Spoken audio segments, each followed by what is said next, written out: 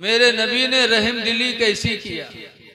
आज हम किसी के एहसान का बदला नहीं चुका पाते, लेकिन रसूलुल्लाह सल्लल्लाहु अलैहि वसल्लम की चच्ची फातिमा बिनते असद, हजरत अली की माँ, सरकार की परवरिश में हिस्सा लिया, सरकार की किफालत में हिस्सा लिया।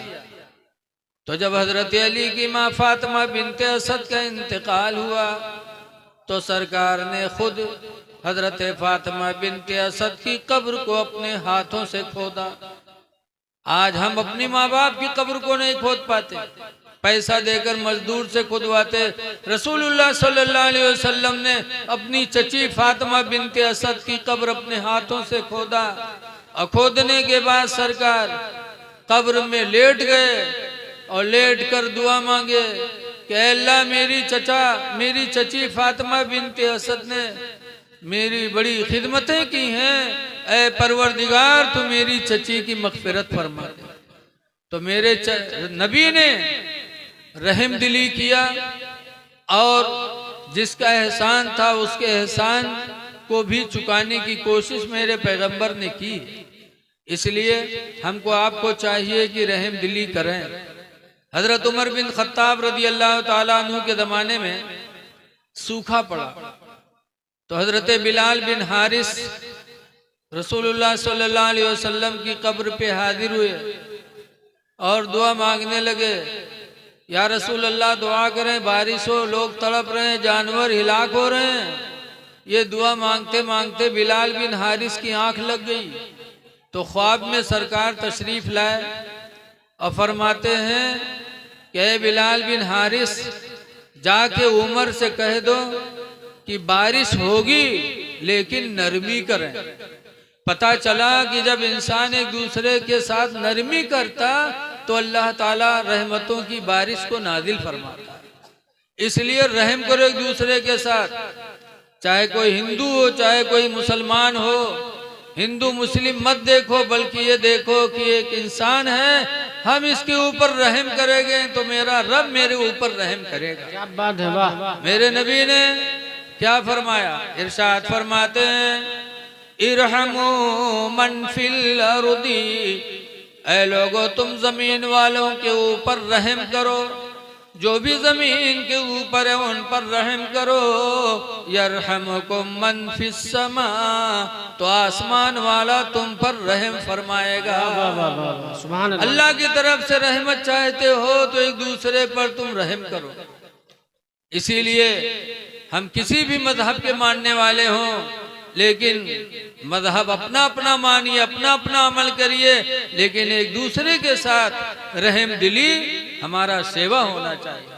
बहुत पहले डॉक्टर इकबाल ने कहा था, मजहब नहीं सिखाता आपस में बैर रखना, मजहब नहीं सिखाता आपस में बैर रखना, हिंदी है हम, वतन है हिंदुस्तान हमारा।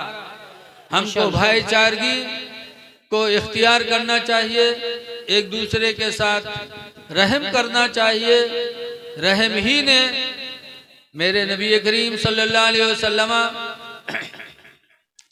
बारिश हुई थी, सरकार बारिश में भीग गए, कपड़े भीग गए, तो एक पेड़ के नीचे पहुंचे और अपने कपड़ों को निकालकर मेरे नबी ने फैला दिया और उस पेड़ के नीचे लेट गए। इतने में दासूर बिन हारिस सरकार का दुश्मन था, देख लिया तो बहुत खुश हुआ कि आज तो इनको मार डालना मेरे लिए आसान हो जाएगा।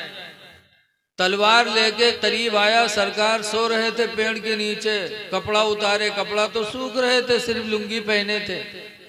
दासूर तलवार लेकर के मेरे नबी के करीब पहुंचा, सोचा कि आज इनको खत्म कर दें। अल्लाह ताला मेरे नबी का मुहाफिज था। अल्लाह ताला ने फौरन हजरत जिब्रील से फरमाया, जिब्रील फौरन पहुंचो।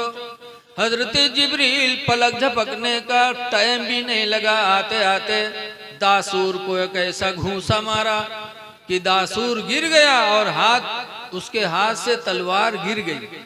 जब तलवार गिर गई मेरे नबी की आंख खुली, फट से मेरे नबी ने तलवार उठा लिया और उठाया, कहा, दासूर बिन हारिस, अब बता तुझको कौन बचाएगा। तब दासूर बिन हारिस ने कहा, मेरा बचाने वाला कोई नहीं है, मोहम्मद तुम मेरे ऊपर रहम करो। अल्लाह के रसूल सल्लल्लाहु अलैहि वसल्लम ने तलवार नीचे रख दी। तब दासूर बिन हारिस के आंखों में आंसू आए, कहने लगा, है मोहम्मद, खुदा की कसम, आप जैसा इखलाक और आप जैसा रहम दिल इंसान हमने नहीं पाया कि मैं आपको कत्ल करने जा रहा था, लेकिन आप मेरे ऊपर गालिब आए तो आपने मेरे ऊपर रहम किया। खुदा की कसम, आपका ये रहमो करम ये मुझे बता रहा है कि आपकी रिसालत भी सच्ची, आपकी नबूवत भी सच्ची है। कलमा पढ़ा, ला इलाहा इल्लल्लाह मुहम्मदुर रसूलुल्लाह सल्लल्लाहु अलैहि वसल्लम, और जब कलमा पढ़ के इस्लाम ले आया तो हुजूर से कहता है दासूर बिन हारिस कि अल्लाह के रसूल, अब मुझे इजाज़त दे दो कि मैं अपने कौम में जा कर के इस्लाम की तबलीग करूं और आपके अखलाक की तबलीग करूं। सरकार ने इजाज़त दिया और दासूर गए अपनी कौम में, मेरे नबी के रहमो करम का ऐसा प्रचार किया कि जमात पूरी आई उनके वतन से और सरकार के कदमों में झुक करके इस्लाम को सबने कबूल कर लिया। तो मेरे नबी ने जो इस्लाम फैलाया अपने रहमो करम की बुनियाद पर, इखलाक की बुनियाद पर इस्लाम हम तक आप तक पहुंचाया है, वही नबी फरमाते हैं, खम्सो अशियाइन, 4-5 चीजें ऐसी हैं कि जिनको देखना सवाब है। हदीस पाक में मेरे नबी ने फरमाया 4 या 5 चीजें ऐसी हैं जिनको देखना सिर्फ सवाब है। नंबर 1 पर हुजूर फरमाते हैं, अन्नज़रतु इला वजहिल वालिदैन इबादा, माँ बाप के चेहरे को देखना इबादत है। माँ बाप का चेहरा देख लो तो इबादत। सुभान अल्लाह। कितनी बड़ी इबादत। एक हदीस में लिखा है कि जो माँ बाप के चेहरे को मोहब्बत भरी निगाहों से देखता है तो अल्लाह ताला उसे 2 साल की इबादत का सवाब अता फरमाता। और एक हदीस में यहाँ तक बताया गया, मन नज़र वजहल वालिदैनि नज़रता रहमा, जिसने माँ बाप के चेहरे पर रहम की निगाह डाली, फ़कतब अल्लाहु लहू बिकुल्ल नज़रतिन हज्जतम मबरूरा, तो अल्लाह ताला उसके लिए हज मकबूल का सवाब हर नजर रहमत के बदले में लिखता है। कि जितनी मर्तबा इंसान अपने माँ बाप पर रहम की निगाह डालता उतनी बार अल्लाह ताला उसे हज मकबूल का सवाब अता फरमाता है। माशाअल्लाह। ऐ लोगों, अपने माँ बाप का चेहरा देखा करो। हज मकबूल, आज हाजी हज करने जाता 4-5 लाख रुपया, 4-5 लाख रुपया लगा के हज करता है, लेकिन कोई हाजी दावा नहीं कर सकता कि मेरा हज कबूल हो गया। लेकिन माँ बाप का चेहरा मोहब्बत से देख लो तो नबी वादा करते हैं कि अल्लाह तुम्हें हज मकबूल का सवाब अता फरमाए। वाह वाह, सुभान अल्लाह। 5 लाख रुपया लगा के हम दावा नहीं कर सकते, लेकिन आजकल के हाजी दावा कर सकते हैं। हाजी दावा कर सकते हैं। एक हाजी का दर्जा बहुत बुलंद होता है। लोगों, अल्लाह हज की तौफीक दे दे तो गुनाहों से बचो। हाजी का इतना बड़ा दर्जा हदीस में कि एक हाजी कयामत के दिन तो जन्नत में जाएगा, लेकिन 400 लोगों की सिफारिश करा के जन्नत में वो लेके जाएगा। सुभान अल्लाह, सुभान अल्लाह। लेकिन आज बहुत से हाजी ऐसे हैं जो आने के बाद लोगों का माल हड़पते हैं, बेईमानी करते हैं। जैसे कि एक हाजी के बारे में है कि दिल्ली की जामे मस्जिद के दरवाजे पर एक अंधा बेचारा भीख मांगत मांगत पहुंच गया। नमाज होत रहा है तो अंदरवा सोचे इसकी रख दी कटोरा, अब निकली है तब मंगबे, रख दी इस कटोरा। अब नमाजी जब निकले लागे तो अंदरवा मांगे लाग, कहे भैया अल्लाह के नाम पर, अल्लाह के नाम पर। तो बहुत पहले की बात है, ठन्नी चवन्नी डाले तो खन्न से बोले तो अंदरवा कहे अल्लाह भला करे, अल्लाह भला करे। नमाजी निकले, डायरेक्ट चले जाए, अंदरवा दुआ मांगे चला जाए। इतने में एक साहब निकले तो बजाय डाले के जो उन कटोरम बटूरा रहा उसका पंजा में बटोरे लागे।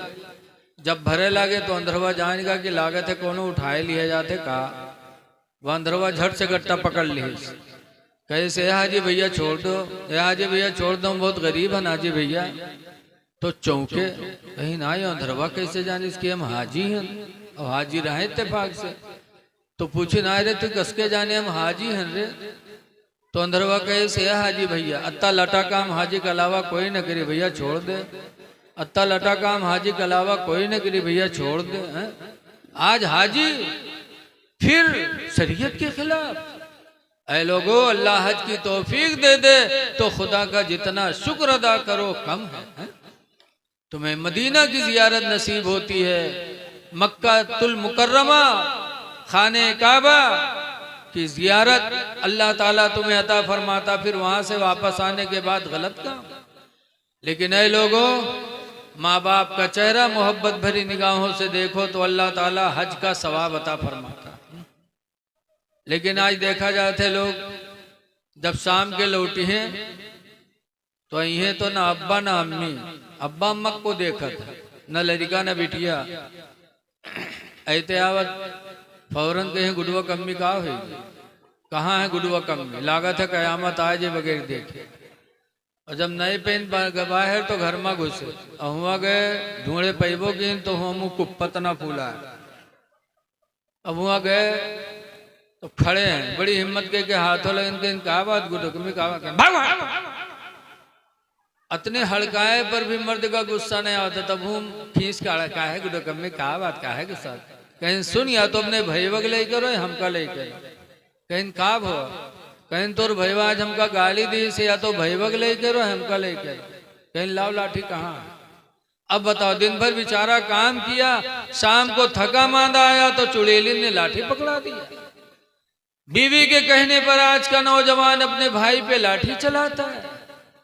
ऐ भाइयों पे लाठी चलाने वालों, जरा अपने पैगंबर का फरमान सुनो। हुजूर इरशाद फरमाते ला युमिनु अहदुकुम, तुम में का कोई मोमिन मुसलमान नहीं हो सकता, हत्ता युहिब्बा लिअखीहि मा युहिब्बु लिनफ्सिहि, यहाँ तक कि अपने भाई के लिए वही पसंद करे जो अपने लिए पसंद करे। जो अपने लिए पसंद हो वही अपने भाई के लिए। तो हुजूर फरमाते तब तो तुम मोमिन हो, वरना मोमिन ही नहीं हो। अल्लाह अल्लाह अल्लाह। आज बीवी के कहने पर भाई पे लाठी चलाते हो। भाई की वजह से तुम्हें ताकत मिलती है। कुरान करीम में अल्लाह फरमाता सना शुद्ध अदुद कभी अखीका, ऐ मेरे बंदे मैंने तेरा भाई पैदा करके तेरे बाजुओं को ताकत दी है। सुभान अल्लाह सुभान अल्लाह। भाई से भाई को ताकत मिलती है। आज कोई 10 भाई गांव में हैं तो कोई उनसे मुकाबला के लिए आगे नहीं बढ़ता कि 10 लाठी आएंगी। अगर गांव में है कोनो अपने बाप से अकेले है तो जो कोई पाव था वह थपरी आई गया था कि वो अकेले ही की बोली को। तो ये लोगों, भाइयों की कदर करो, भाइयों का हक न मारो। लेकिन आज देखा जाता है अगर 5 भाई हैं और बड़कवा मालिक बनेगा तो के मेहरुआ साल 6 महीना गई नैहर, और नैहर से लौटी तब झुमकी पहन के सोने के। तो घरे पूछिए भौजी कहाँ रहा है, तो कहे हमारा अम्मा बनवाए दी है। बहन के हक मार मार के ले जाई है मैका तो कहीं हुआ से सोने झुमकी बनवाए कहीं है, कहीं अम्मा दी है नहीं। अम्मा पहले कील नाक के कील नहीं दे पहनना है, अब झुमकी दे रही है। ऐ भाइयों का हक मारने वालों, अल्लाह का हिसाब बहुत सख्त है। कुरान कहता है इन्ना बतश रब्बिका लशदीद, बेशक तुम्हारे परवरदिगार की पकड़ बहुत सख्त है। बेशक बेशक। एक दूसरे के साथ रहम करो। लेकिन आज भाई भाई का दुश्मन। देखा जाता है अगर कोनो भैया के बिटिया के शादी अगर अच्छे घर में होए लगी तो दोसर का भैया जली कि अगर इके हुआ रिश्तेदारी होएगी तो इके इज्जत तो बढ़ गई। तो दोसर का भैया चुपके हुआ जाए और पूछी का हमरे बड़को बिटिया करत हो का, कहीं यहाँ बातचीत तो होत है, कहीं जाने रहे के मिर्गी आवत है। अब झूठे खुआ जाग दागी काहे कि अगर एक बिटिया अच्छे घर में पहुंच जाएगी तो ये तो खुशहाल रहेगा। आज तुम भाई के दुश्मन बने हो। याद रखो, कभी तुम पनप नहीं सकते अगर तुमने किसी का बुरा किया है। तुम दूसरों की मदद करोगे तो अल्लाह ताला तुम्हारी मदद करेगा। अल्लाह कुरान में फरमाता है, जज़ाउल इहसान इल्लल इहसान, एहसान का बदला एहसान है, नेकी का बदला नेकी है। वाह वाह वाह। वो औरत जो शौहर दिन भर बाहर रहे, वापस आए तो मुंह फुला के सामने है, वो औरत औरत नहीं है, वो है दुश्मन। सबसे अच्छी औरत कौन है? रसूलुल्लाह सल्लल्लाहु अलैहि वसल्लम से सहाबा ने पूछा था, अय्युल मराती खैरुन, अल्लाह के रसूल सबसे अच्छी औरत कौन है? तो सरकार ने फरमाया था, सबसे अच्छी औरत की 3 पहचान है। पहली पहचान सरकार फरमाते हैं, इज़ा नज़रा इलैहा फसर्रतहु, अच्छी औरत की पहली पहचान ये है कि जब उसका मर्द बाहर से वापस आकर उसको देखे तो बीवी अपने मर्द को खुश कर दे। सुभान अल्लाह सुभान अल्लाह। तो वो अच्छी औरत है कि चाहे भूखी हो, चाहे प्यासी हो, चाहे घर में कोई तकलीफ हो, लेकिन जब शौहर आए तो बीवी मुस्कुरा के सामने चली जाए। माशाअल्लाह। और बीवी की मुस्कुराहट देखकर शौहर मुस्कुरा पड़े तो हुजूर फरमाते हैं वो अच्छी औरत है। लेकिन आज हमारी माँ बहनें उसके मुताबिक नहीं चल पा रही। नारे तकबीर, नारे तकबीर, नारे रिसालत, मसलके आला हजरत, फैजाने आला हजरत, हुजूर हसनैन मियां साहब किबला, कारी अली रजा साहब किबला, शहजादे निजामे मिल्लत, नारे तकबीर, नारे रिसालत, मसलके आला हजरत, शहजादे हुजूर निजामे मिल्लत। देखिए हजरत आ गए हैं माशाअल्लाह, बहुत बड़ी खानकाह से और बहुत बड़े मदरसे के जिम्मेदार भी हैं। अब इंशाअल्लाह हजरत का बयान होगा और नानपारा से हजरत कारी अली रजा साहब आए हैं जो बहुत अच्छी आवाज़ में नाते नबी सुनाते हैं। आप हजरत सुनेंगे। बैठिए हजरत।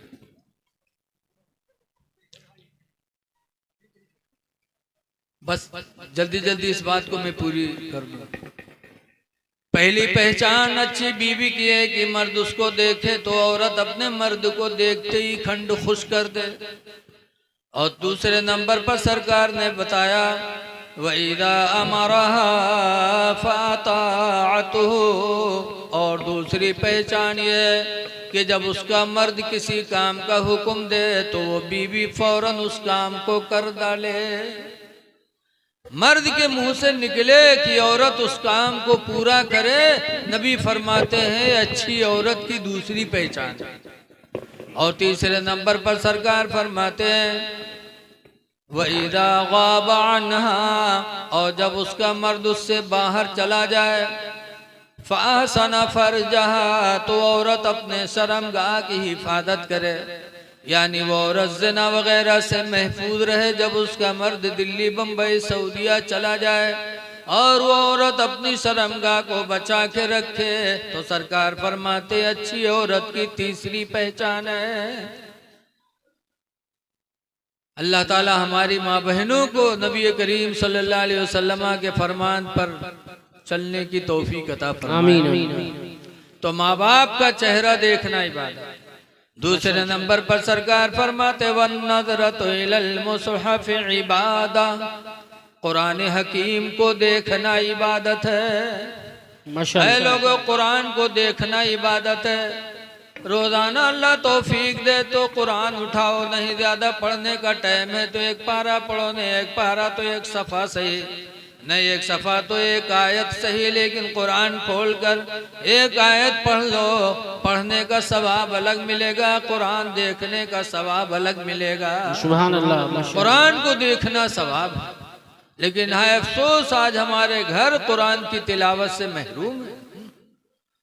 तीसरे नंबर पर सरकार फरमाते वन्नज़रतु इला काबा इबादतुन, वन्नज़रतु इला बैतिल्लाहि इबादा, खाने काबा को देखना इबादत है। माशाअल्लाह। अल्लाह तौफीक दे तो हज करो, उम्रा करो और खुदा के घर की जियारत करो।